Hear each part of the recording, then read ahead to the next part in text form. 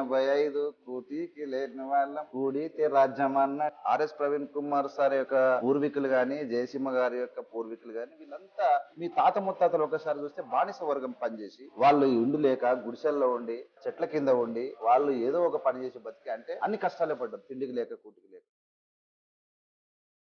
కానీ రాజకీయాలకు వచ్చిన తర్వాత చిన్నోడు పెద్దోడు ఏది పడితే అది మాట్లాడుతుంటారు. సక్సెస్ రానప్పుడు భవిష్యత్తులో బీఎస్పీ పార్టీ అధికారంలోకి వచ్చే అవకాశాలు ఉన్నాయా? ఒక సీటుకు పరిమితం అయిపోయింది కదా. కేవలం గెలిస్తేనే రాజకీయం అనుకునే సందర్భంలో ప్రజల బతుకులు మార్చాలంటే కేవలం గెలుపు ఒకటే కాదు, రాజకీయ చైతన్యం తీసుకురావాలి, వాళ్ళలో ఓటు మీద చైతన్యం తీసుకురావాలి అనే కాన్సెప్ట్ తోనే ఈ రోజు ఆర్ఎస్ ప్రవీణ్ కుమార్ గారు కానీ వారితో పాటు మేము కానీ రాజకీయాల్లోకి రావడం జరిగింది. అష్ట కష్టాలు పడి భోజనం తింటున్నారు. ఈ రోజు కూడా చాలా మంది కుటుంబాలలో అదే పరిస్థితి.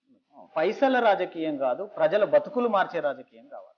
నేను పైసలతో రాజకీయం చేస్తే నేను ప్రజల బతుకులు మార్చలేదు. ప్రజలకు తమ ఓటు ఎంత విలువైనది, ఓటు గనక మీరు అమ్ముకుంటే మీ భవిష్యత్తు తరాలు ఎలా అప్పటి వరకు ఎలాగైతే దీనస్థితిలోకి వెళ్ళిపోయినాయి అదే విధంగా మీ భవిష్యత్తు తరాలు ఉండకూడదు అంటే మనము వాళ్ళని చైతన్యం చేసుకోవాలనేది ఒక ముఖ్య ఉద్దేశంతో మేము రాజకీయంలో పనిచేయడం జరిగింది. కాంచీరామ్ గారు ఒకటే రోజుల నేను యూపీకి ముఖ్యమంత్రిని మాయావతిని గాని చేస్తా అని అనుకొని దిగలేదు.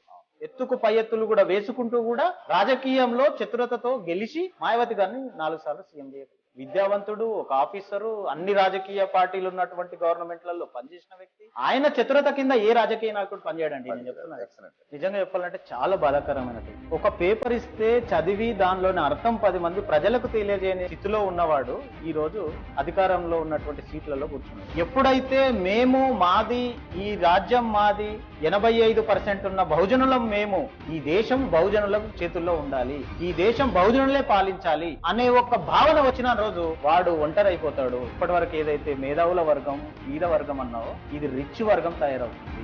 నిజమైన బలగం ఏకమైన రోజు అబద్ధపు నాయకుడు ఒంటరి వాడైపోతాడు. ఆ రోజు తొందరలోనే వస్తుంది. ఆర్ఎస్ ప్రవీణ్ కుమార్ గారి నాయకత్వంలో వస్తుంది. తెలంగాణలో ఖచ్చితంగా ఈ మేలుకొల్పు జరుగుతుంది. మేలుకొల్పు కోసమే మేమందరం కూడా శ్రమిస్తున్నాం. ఎస్సీ, ఎస్టీ, బీసీ, మైనార్టీ అగ్రకులాల్లో ఉన్నటువంటి పేదలందరినీ కూడా కలుపుకొని ఈ దేశంలో బహుజనవాదం ముందుకు పోకపోవడం వల్ల జరుగుతున్నటువంటి నష్టాలు, అనర్థాలు, ఆర్థిక ఇబ్బందులు, దేశాన్ని తాకట్టు పెట్టుకునేటటువంటి పరిస్థితి, డబ్బులు ఎవడుంటే వాడే ఎమ్మెల్యే, డబ్బులు ఎవడుంటే వాడే కౌన్సిలర్, డబ్బులు ఎవడుంటే వాడే సర్పంచ్, ఈ రోజులు ఎక్కువ రోజులు ఉండవండి.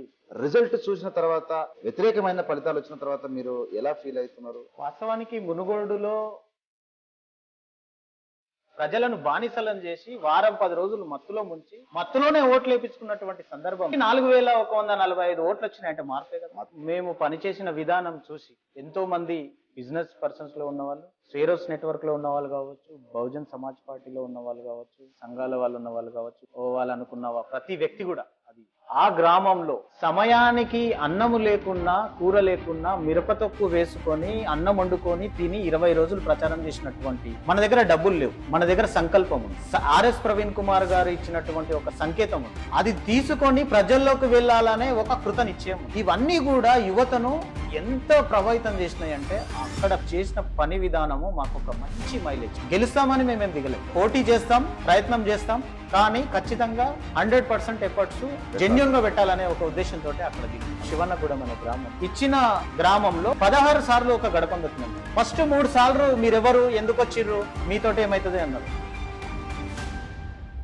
6వ సారి దాటిన తర్వాత పోయిన ప్రతిసారి నీళ్ళు ఇచ్చారు, అన్నం పెట్టారు. ఒకసారి నీ మీద నమ్మకం ఏర్పడిందంటే వాళ్ళు నిన్ను హక్కున చేర్చుకుంటారు, కడుపులో పెట్టుకొని నిన్ను గెలిపిస్తారు. 4145 ఓట్లు అంటే అంత ఈజీ కాదు. ఒక్కొక్క ఓటుకు 10,000 ఇచ్చినటువంటి 3 ప్రధాన పార్టీలు 25,000 పెట్టుకో, 4145 ఓట్లకి ఎంత అవుతుందండి లెక్క పెట్టండి. దాదాపు 75 నుంచి 100 కోట్ల డబ్బు అవుతుంది. మేము 100 కోట్లు డబ్బులు పెట్టినా కానీ రానటువంటి ఓట్లను మేము తెచ్చుకున్నాం. మా ప్రయాణ ఖర్చులు మావి, ఎవరి తిండి వాళ్ళది. తిన్నా తినకున్నా మన దేశానికి స్వాతంత్రం కూడా కొన్ని సంవత్సరాలు పోరాడితే గానీ రాలేదండి.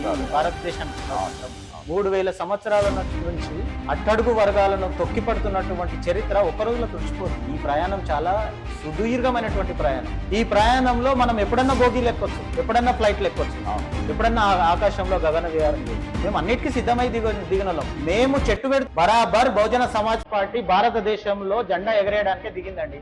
ఆర్ఎస్పీ అంటే విశారదనకు పడదు, విశారదన్ అంటే మందకృష్ణకు పడదు.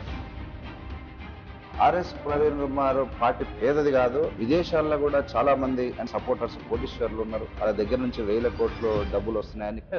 ఇప్పుడు ఏదైతే అట్టడుగు వర్గాల నుంచి ఒక నాయకుడు ఎదుగుతాడో, గెలవాలనే ధైర్యం, గుండె ధైర్యం ఉన్నవాడు, ఎవరైతే రెక్కడితే డొక్కాడదు అనే కుటుంబాలలో చదువుకోని తరం వచ్చేంత వరకే మీ పప్పులు. నువ్వు తిండి తినకపోయినా సరే నీ బిడ్డను చదివించుకో. భవిష్యత్తులో పెత్తందారుల పార్టీలకు ఓటు పోదు పోదు పోదు, ఖచ్చితంగా బహుజనవాదానికే ఓటు పడుతుంది. ఇది గుండెల మీద రాసి పెట్టుకోవాలి. మనం నాడైతే మనకు భారతదేశానికి స్వాతంత్రం రావాలని పోరాటం చేసినాము, అనుకున్నది సాధించడం కోసం ప్రాణాలైనా అర్పించడానికి, ప్రవీణ్ సార్ అడుగుజాడలలో నడవడానికి, ప్రవీణ్ సార్ ను సీఎం చేయడానికి ప్రాణాలైనా అర్పించే సైన్యం ఒకటి ఉంది. అందులో నేను ఒకటి భాగమైనందుకు నేను చాలా గర్వపడుతున్నాను.